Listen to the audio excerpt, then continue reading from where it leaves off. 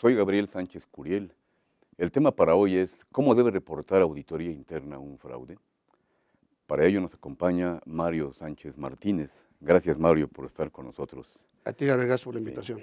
Directamente, en tu experiencia, en tu ejercicio como auditor en el sector empresarial, compártenos cómo se da, cómo debe darse el que auditoría interna reporte o un fraude o los indicios de un posible fraude. Pues mira, Gabriel, primero me gustaría platicarte que ante un fraude, ante una situación de fraude, ya sea interno o externo, auditoría tiene la posibilidad de tomar diversos roles. Este rol o estos roles deben estar contemplados en las políticas corporativas de la organización e incluso en el manual y en los estatutos del manual de auditoría interna, porque esto permite posicionar la función de auditoría. Permite también definir cuál es la responsabilidad del auditor ante un fraude y también lo coloca en los niveles de la organización donde debe de estar. Como tú bien sabes, generalmente siempre un tema de fraude tratan de asignarse al área de auditoría, pero no, ya hay una serie de áreas dentro de la organización que tienen definido perfectamente qué les toca, pero no obstante esto, consultando diversas encuestas de firmas de consultoría internacional, se ha demostrado que cada vez más áreas de auditoría interna están contemplando dentro de sus funciones identificar, detectar y ayudar a la gestión del riesgo. Ajá.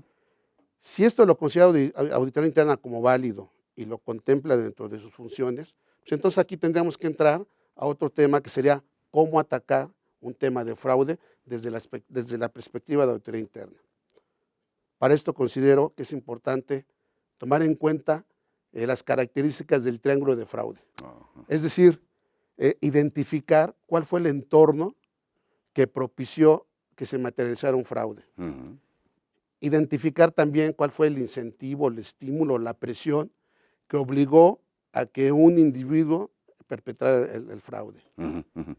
Y además también él qué consideró para estar seguro de que iba a tener éxito en este fraude y que además, lo más importante, que no fuera a ser descubierto. Que es casi siempre lo que inspira al individuo, Pues ¿verdad? mira, sí, La certeza de que no lo van a descubrir. así es. En mi experiencia, lo que hemos observado es que finalmente son personas que dominan muy bien el ambiente. Llevan ya mucho tiempo, saben perfectamente dónde pueden estar los puntos débiles del control, aunque este control interno esté debidamente reforzado y aunque haya otras áreas que lo estén vigilando, finalmente esas personas o ese individuo sabe perfectamente dónde atacarlo. Muchas veces, aunque sepa que hay cierto riesgo de que lo descubran, finalmente hay otras presiones, por eso es muy importante identificar qué lo orilló a eso. Teniendo identificado esta información, pues yo creo que ya el auditor debe de entrar a la revisión o a la investigación de este fraude. Para tal efecto, pues tiene que hacer una planeación, un desarrollo de la auditoría, identificar cuáles van a ser las evidencias y dónde custodiarlas para asegurarlas, determinar la materialidad del daño patrimonial, definir cómo va a comunicar los resultados en los diferentes niveles de la organización, y al final de cuentas pues, se le elabora el informe de todo lo que hizo. También un punto importante, ya cuando el auditor o auditora interna está atacando un fraude, es la selección y conformación del equipo de trabajo. Eso es. En la actualidad, las estructuras de auditoría interna están configurando equipos multidisciplinarios, Eso. pero en mi experiencia creo que no es suficiente.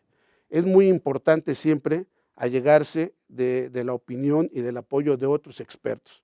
Expertos en informática, expertos en criminología, en grafología, en disposiciones legales y en cualquier otro experto perito que se necesite de acuerdo a las circunstancias de este fraude. Bajo el liderazgo del auditor interno. Siempre Claro. sí, es el apoyo a esta revisión de la Sí. auditoría interna.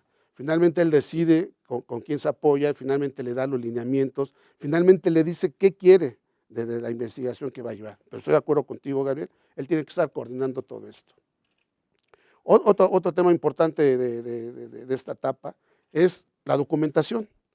Cómo documentar toda la revisión, cómo documentar todas las evidencias que vas recopilando a través del trabajo realizado, porque esto, independientemente de que nos va a servir para elaborar nuestro informe, también van a ser apoyo, van a ser material para temas legales. Cuando la organización decida, que es lo que siempre se recomienda, que ejecute o que emprenda una acción penal contra el individuo o los individuos que cometieron el fraude, finalmente este va a ser un elemento de apoyo, va a ser un material que va a servir para el expediente de la demanda que se pretenda llevar a cabo. En esta parte del proceso de la revisión, también es muy importante tener todo listo para la elaboración del informe, que considero que sería ya la tercera etapa, la etapa en la que el auditor, después de que hizo todos los hallazgos, pues va a documentar para presentar su reporte. Este reporte pues, tiene que ser en primera instancia al gobierno corporativo de la organización. En ese reporte tiene que enseñar claramente cuáles fueron las características de la investigación y cuáles fueron los hallazgos. Este reporte finalmente lo presentamos siempre en dos formatos. El clásico informe largo, en donde presentas todo el detalle de las actividades realizadas, y el informe ejecutivo, este informe ejecutivo que debe ir a la alta gerencia, y en donde ahí tenemos que ser muy específicos, señalar cuáles fueron las características, bueno, más bien cuáles fueron las causas que generaron el fraude, las medidas de las medidas de remediación, y lo más importante, las sanciones a aplicar.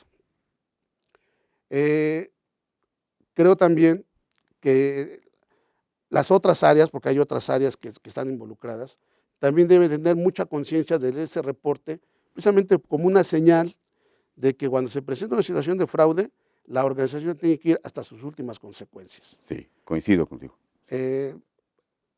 Finalmente, dentro de todo este ambiente del fraude, en mi experiencia, creo que muchas veces se presenta esta situación porque todos creemos que cualquier erogación que se haga para establecer controles o para comprar herramientas, siempre se considera un gasto.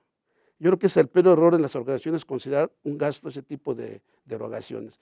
Siempre debemos de considerarlo como una inversión, porque es una realidad. Bueno, lo que es un hecho es que el fraude es una realidad, y en esta realidad todos debemos de estar participando, todos debemos de estar cooperando, coadyuvando para la gestión adecuada de este riesgo, aunque en primera instancia debe ser la alta gerencia la responsable, pero auditoría en esta nueva estrategia, en esta nueva visión, en ese nuevo comportamiento de generar valor agregado para las organizaciones, pues no puede estar aislado.